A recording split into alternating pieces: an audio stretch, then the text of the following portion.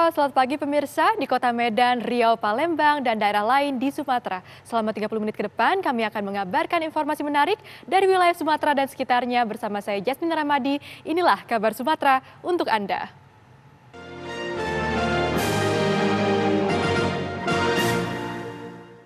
Sedangkan untuk terdakwa Putri Candrawati, saksi tidak kenal sama sekali. Dapat saksi jelaskan bahwa terkait dengan adanya peristiwa meninggalnya almarhum Nofriansah Yosua Huta Barat yang terjadi di rumah dinas beralamat di Komplek Polri Durin 3 nomor 46 Jakarta Selatan pada tanggal 8 Juli 2022, saksi pertama mengetahuinya pada tanggal 8 Juli 2022 sekira pukul 20.15 waktu Indonesia bagian Barat, di mana saksi mendapat informasi dari Karo Propos via telepon terkait adanya kejadian di rumah dinas Kadif Propam. Kemudian saksi datang ke kantor untuk menghadap Karo Propos dan menanyakan kronologis kejadian. Setelah itu, pada pukul 22 waktu Indonesia bagian Barat, saksi beserta Kombes Pol Harun dan Kombes Pol Agus menuju ke ruang pemeriksaan di lantai 3 Biro Propos untuk meminta keterangan singkat terkait kejadian tersebut terhadap 3 orang, yaitu saksi Richard, saksi Ricky, dan saksi Kuat yang mengetahui kejadian tersebut. Kemudian saksi memanggil satu persatu, yaitu saksi Kuat, saksi Ricky, saksi Richard. Dari ketiga orang tersebut, saksi mendapat informasi bahwa asal mula kejadian berawal dari peristiwa yang terjadi di Magelang. Keterangan yang mereka jelaskan saat itu, bahwa saat itu di Magelang, saksi Ricky dan saksi Richard pergi ke SMA Taruna Nusantara untuk bertemu dengan salah satu personil yang ada di sana. Lalu, saksi Richard menerima telepon dari terdakwa Putri yang meminta tolong untuk segera pulang. Awalnya, terdakwa Putri sudah menelpon saksi Ricky, namun tidak dijawab. Setelahnya, mereka saksi Ricky dan saksi Richard memutuskan untuk pulang ke rumah di Mertoyudan. Namun sebelum pulang, saksi Ricky menelpon saksi Kuat untuk memerintahkan saksi Kuat agar mengecek terdakwa Putri sedang melakukan apa, karena terdakwa Putri sampai meminta tolong kepada saksi Ricky dan saksi Richard untuk segera pulang. Sementara saksi Ricky dan saksi Richard dalam perjalanan pulang, saksi Kuat yang sedang berada di rumah, saksi Kuat mendengar teriakan terdakwa Putri dan langsung menuju ke lantai atas dan bertemu dengan saksi Susi. Lalu minta saksi Susi untuk menemani terdakwa Putri Candrawati di kamar.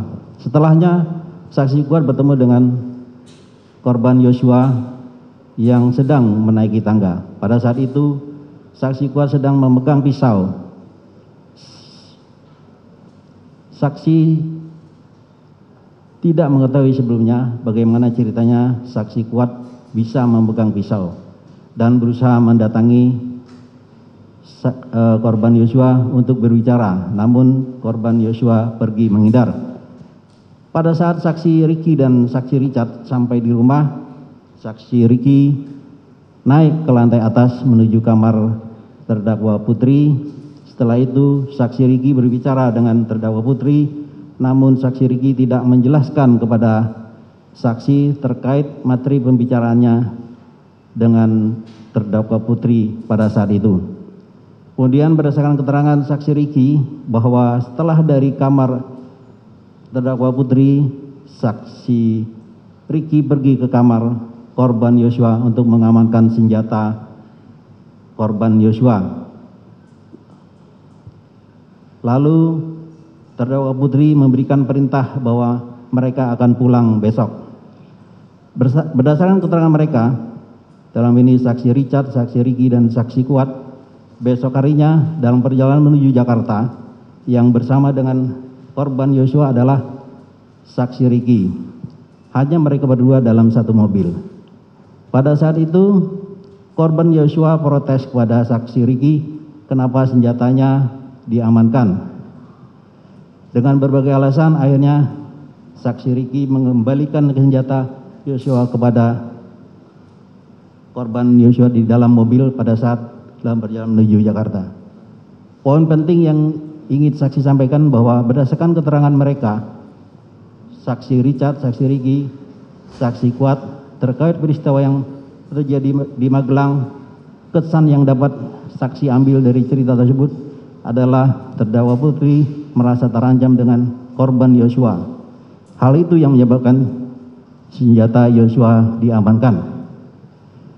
Dapat saksi tambahkan pada saat saksi beserta Kombes Pol Harun dan Kombes Pol Agus sedang melakukan interogasi kepada saksi Richard, terdakwa Ferdi Sambo datang ke ruang pemeriksaan. Ferdi Sambo menyatakan bahwa ingin berbicara empat mata dengan saksi Richard. Lalu saksi semua keluar dari ruang pemeriksaan dan memutuskan untuk berkumpul di ruang tunggu pemeriksaan. Setelah kurang lebih 10-15 menit kemudian, terdakwa Ferdi Sambo bersama saksi Richard keluar dari ruang pemeriksaan bergabung dengan saksi di ruang tunggu pemeriksaan dan menceritakan kepada saksi terkait hal-hal umum yang terjadi pada saat itu dan tidak ada hal-hal krusial. Intinya menurut saksi, kejadian yang terjadi di Magelang merupakan trigger pemicu. Hal tersebut saksi sampaikan karena setelah beberapa hari, tanggal pastinya saksi sudah lupa, saksi beberapa kali diingatkan oleh terdakwa Ferdi Sambo bahwa cerita di Magelang tersebut tidak ada, itu hanya ilusi. Bahwa pada hari Kamis tanggal 21 Juli 2022 sekira pukul 20:20 waktu Indonesia bagian Barat, saksi dipanggil ke rumah terdakwa Ferdi Sambo melalui pesan WhatsApp terkait masalah piket anggota Provos yang berjaga di rumah beliau. Setelah itu saksi datang ke rumah terdakwa Ferdi Sambo, namun saat saksi berada di rumah terdakwa Ferdi Sambo dan bertemu dengan terdakwa Ferdi Sambo, pembicaraan saksi sebenarnya lebih terfokus pada permasalahan yang ada di Magelang, yang dimana terdakwa Ferdi Sambo menyampaikan bahwa sebenarnya tidak ada masalah yang terjadi di Magelang. Semua cerita terkait peristiwa yang terjadi di Magelang tidak ada. Pada hari Jumat malam tanggal 5 Agustus 2022, setelah terdakwa Ferdi Sambo diperiksa di Tipidum Bareskrim, saksi ditelepon oleh terdakwa Ferdi Sambo untuk mengingatkan bahwa terdakwa Ferdi Sambo sudah diperiksa. Dalam pemeriksaan, terdakwa Ferdi Sambo ditanyakan oleh penyidik terkait pertemuan yang terjadi waktu di ruang pemeriksaan Provos. Terdakwa Ferdi Sambo memerintahkan kepada saksi untuk menceritakan semua apa adanya. Karena menurut terdakwa Ferdi Sambo tidak ada masalah apa-apa pada saat kejadian di Provos tersebut. Namun terdakwa Ferdi Sambo mengingatkan kembali bahwa untuk kejadian di Magelang tersebut tidak ada dan itu hanya sekedar ilusi. Sekian keterangan dari Sugeng Putut Wicaksono. Baik. Tanggapan dari saudara terdakwa Ferdi Sambo terhadap keterangan saksi Putut. Terima kasih Yang Mulia. Saya ingin menanggapi bahwa di lantai 3 Biro Provos itu saya bukan hanya memanggil Richard tapi juga Ricky dan Kuat. Jadi bahwa sebelum kedatangan saya ke lantai 3 Biro Provos itu untuk menanyakan apa yang diberikan keterangan kepada pemeriksa Provos itu, mereka sudah menjelaskan kejadian Magelang. Kemudian saya setelah bertemu mereka baru menjelaskan bahwa jangan ceritakan kejadian di Magelang karena itu akan membawa hal yang buruk terhadap istri saya apabila diketahui oleh orang. Sehingga di lantai 3 Biro Provos itu baru saya sampaikan skenario yang harus mereka sampaikan dalam pemeriksaan. Terima kasih Yang Mulia. Baik. Terdakwa Putri Chandrawati. Mohon izin Yang Mulia, sedikit menanggapi saja bahwa saya menyampaikan untuk pulang ke Jakarta secara mendadak di tanggal 8 Juli kepada Dek Riki dan bukan di tanggal 7 Juli. Terima kasih. Baik, terima kasih. Selanjutnya, penasihat hukum. Izin Yang Mulia, mohon kepada saudara penuntut umum, ada 2 BAP Yang Mulia yang belum dibacakan, yaitu untuk saksi Arianto dan saksi Harun Yuni. Itu kami minta juga dibacakan. Bisa saudara penuntut umum? Nanti kita cari untuk itu, karena kami berketetapan bahwa sudah cukup dengan 6 kesaksian yang perlu dibaca, 5 kesaksian ini yang dibacakan. Baik. Terima kasih. Ya sudah. Jaksa penuntut umum sudah merasa cukup. Tapi kami izin Yang Mulia ini, kami merasa sangat penting untuk dibacakan untuk BAP Arianto dan Harun Yuni ini untuk kepentingan pembelaan klien kami Yang Mulia. Kami berikan, kalau jaksa penuntutnya tidak mau, bagaimana penasihat hukum? Pemirsa, Kabar Sumatera akan kembali hadir dengan sejumlah kabar menarik lainnya. Tetap bersama kami.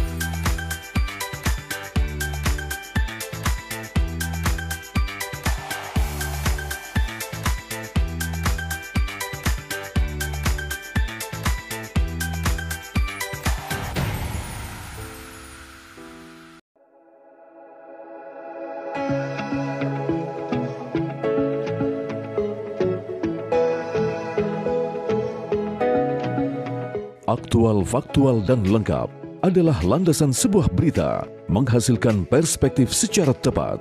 Dengan dukungan teknologi terkini, hadir untuk Anda tvOneNews.com sebagai platform terintegrasi antara broadcast newsroom dan media digital. Akses segera tvOneNews.com melalui website maupun smartphone Anda berbasis Android dan iOS.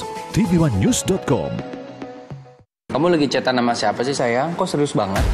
Aku lagi nonton sinetron mas di TV streaming. Habis aku males nonton di TV kita, gambarnya banyak semua. Sayang, sekarang kan siaran TV udah digital. Tinggal dipasangin set-top box-nya, langsung nyala. Ih, keren banget mas. Aku pindah nonton di TV aja. Lebih enak nonton di TV kan daripada di handphone, nanti sakit matanya. Udah gitu siaran TV digital ini banyak banget pilihan programnya. Bersih gambarnya, jernih suaranya, canggih teknologinya. Siarannya gratis dan nggak pakai kuota internet. Sukses kan migrasi digital, siaran TV digital. Keren!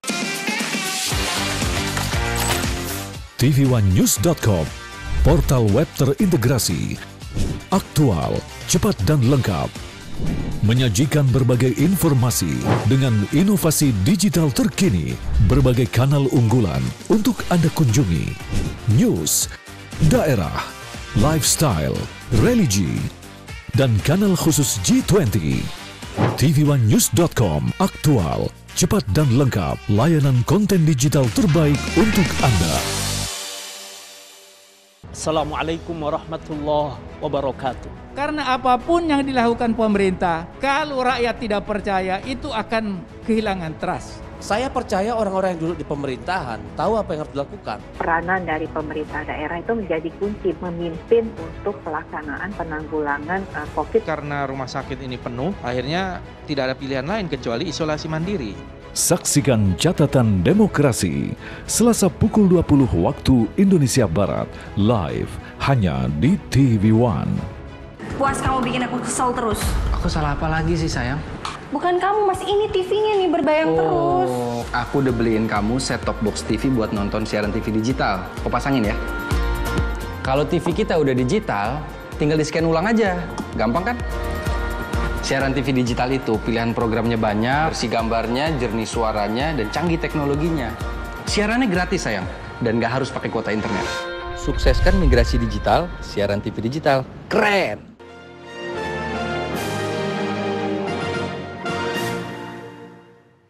Bukti B1A sampai dengan B1E adalah foto perayaan ulang tahun perkawinan terdakwa Ferdi Sambo dan Putri Cenrawati yang kedua-dua tanggal 7 Juli 2002 di kediaman Magelang. Bukti B2 adalah foto ruang tamu kediaman di Magelang.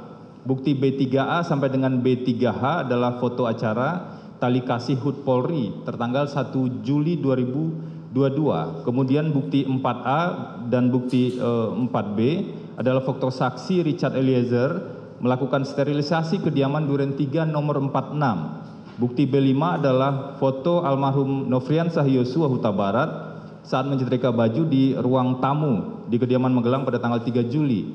Kemudian bukti B6A sampai dengan B6B adalah tangkapan layar pesan WhatsApp saksi Kodir atau Dirianto dengan almarhum Joshua mengenai kondisi CCTV di kediaman Duren 3 nomor 46 tertanggal 17 Juni dan 19 Juni 2022. CCTV-nya rusak pada saat itu yang di dalam. Kemudian bukti B7 adalah foto aktivitas tes COVID-19 antigen yang dilakukan oleh saksi Daden kepada almarhum Joshua untuk SOP acara internal di kediaman Bangka pada bulan September 2020. Bukti B8 adalah foto aktivitas almarhum Joshua sebagai penanggung jawab perlengkapan kediaman rumah Bangka, Saguling dan Duren 3 tanggal 3 Mei 2021. Bukti B9A sampai dengan B9G adalah foto kedekatan antara Pak Ferdi Sambo dan Putri Candrawati bersama para ART dan ajudan di beberapa acara. Kemudian bukti B10 adalah foto saksi Daden bersama almarhum Joshua di sebuah tempat hiburan malam. Kemudian bukti B11A sampai dengan B11B adalah tangkapan layar video CCTV di kediaman rumah Saguling pada tanggal 8 Juli 2022 terkait dengan terdakwa Ferdi Sambo tidak menggunakan sarung tangan.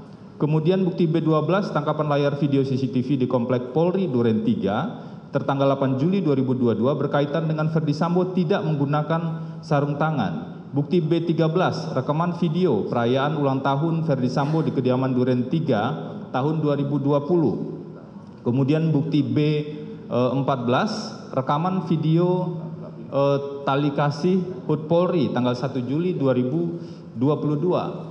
Bukti B15 rekaman video perayaan HUT RI ke-75 keluarga Ferdi Sambo dan Putri Candrawati bersama dengan para ART dan ajudan.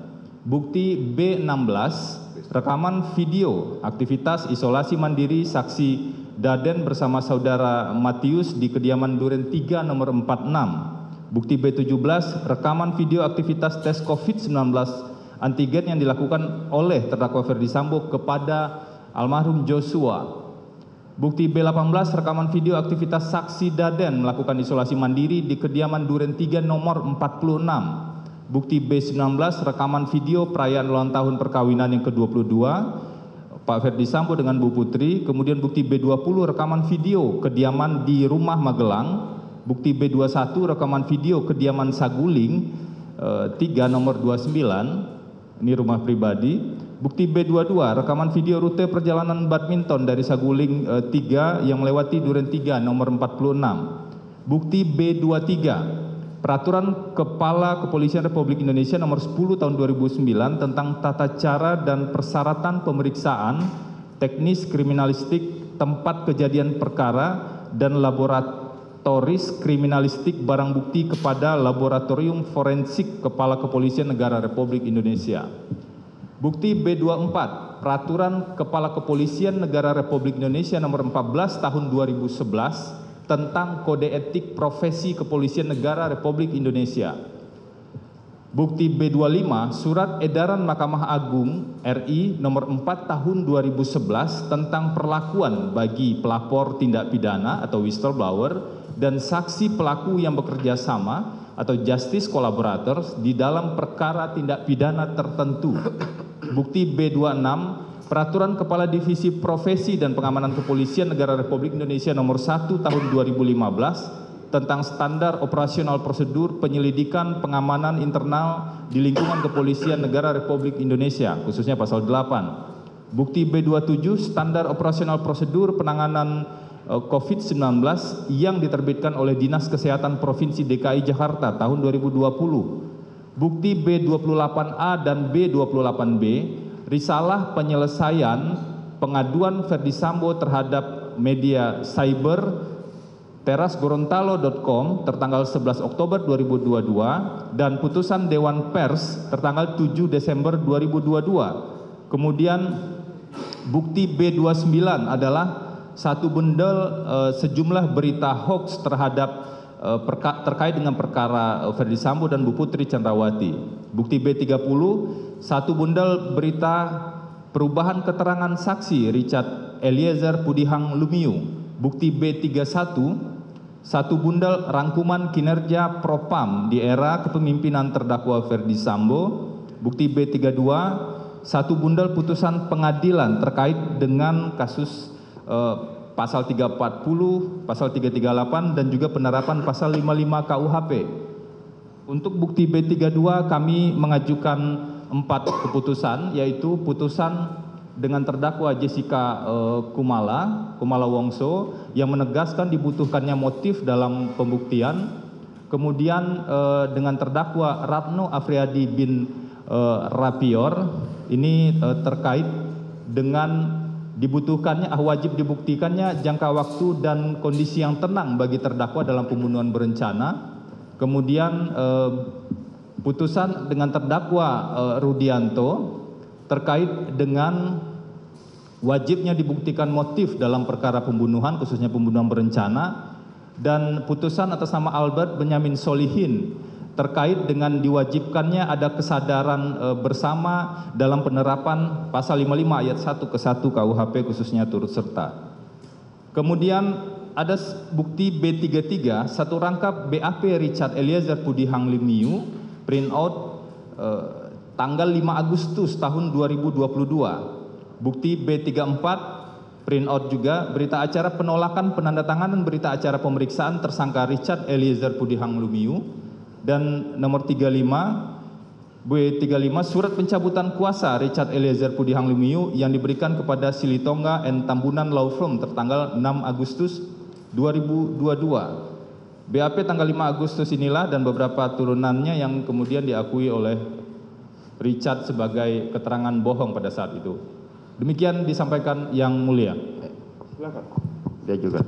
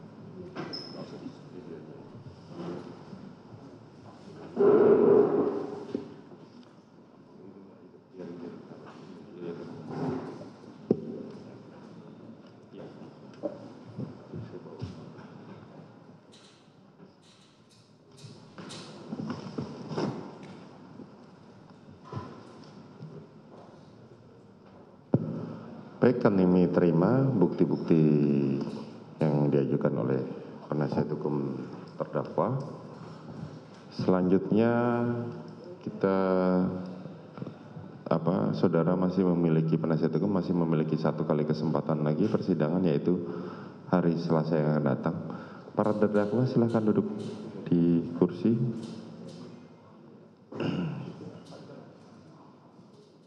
Izin Yang Mulia. Tadi kami serahkan 35 bukti, uraiannya akan kami sampaikan di pledoi dan juga beberapa tambahan bukti-bukti yang relevan untuk memperkuat pembelaan akan kami sampaikan di pledoi. Ya, terima kasih. Silakan. Pemirsa, kami akan kembali hadir dengan sejumlah kabar menarik lainnya usai jeda.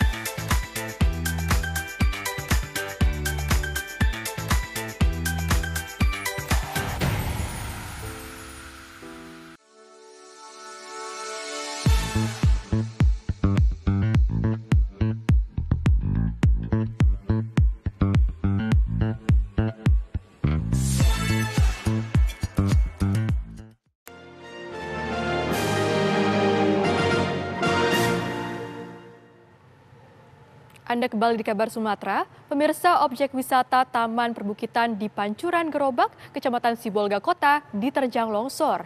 Akibatnya, sebuah gedung dan fasilitas taman pun rusak parah.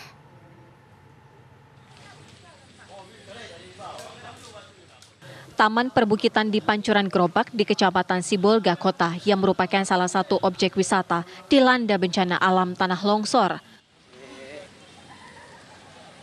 Longsor terjadi usai hujan deras mengguyur wilayah Sibolga. Sejumlah fasilitas taman dan gedung yang tepat berada di bawah bukit rusak berat. Salah seorang pedagang mendengar suara gemuruh bebatuan yang jatuh dari perbukitan. Mula batu-batu yang jatuh. Sangka kami tadi, kerja bangunan itu. Itulah yang lope-lope itulah jatuh. Sama airnya tadi. Ada tadi pas yang di lope-lope tadi ada.